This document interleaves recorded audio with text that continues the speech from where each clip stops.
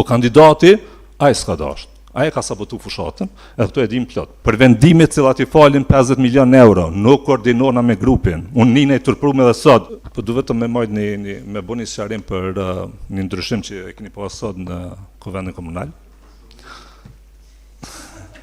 Në vitin 2010 me kërkesën e kryeministrit tanishëm edhe kryetarit vetëvendosjes Albin Kurti ju kam bashkangjit vetëvendosjes edhe me shefin më të madh du besu që vetëvendosja është pikërisht organizata politike trashëgimtare e lëvizjeve dhe organizatave ilegale të viteve kur edhe baba jem i ndjerë ka kontribu.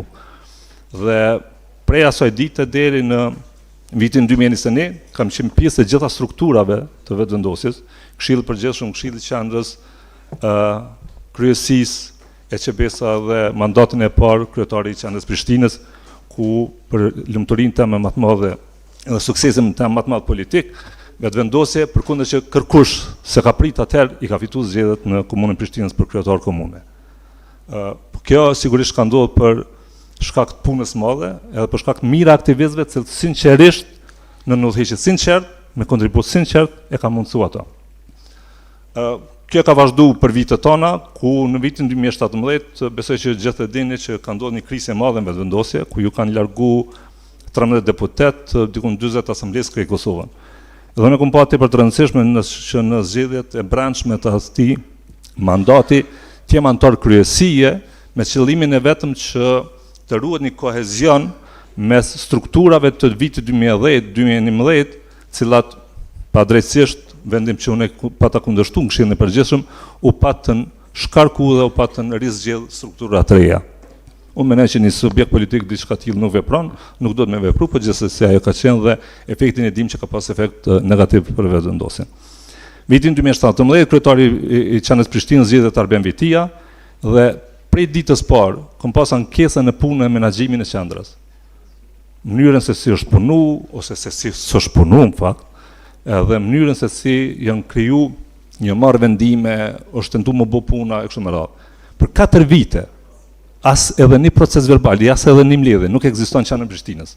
E kjo është e turpshme për një subjekt politik, i cili për ma tepër e ka obligim ligjor, sipas KQZ-s që të mirëmbaj edhe të evidentoj çdo vendim, çdo mbledhje me korum, me prezencë, për shkak që ajo është çka nesër mundet mu përcjell edhe mu vërtetu.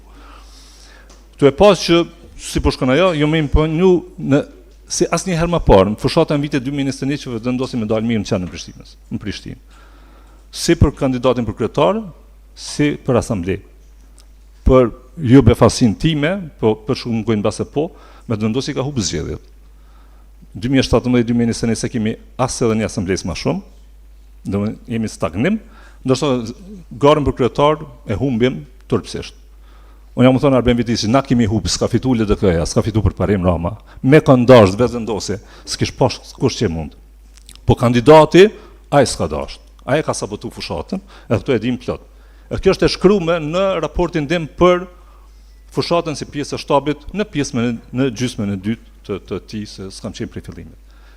Dhe sigurisht që në një subjekt të mirëfill politik, dikush që prej 65% e sjell subjektin në zgjedhje lokale që sigurisht skrahasohen në 33%, e në zgjedhjet e ardhshme parlamentare prej 65 në 47%, puna më e vogël që do të më bosh me dhënë ndërheqje dhe ato tu kërku falje e tu nitur prum për rezultatin që e ka pru, për tomin që është bë.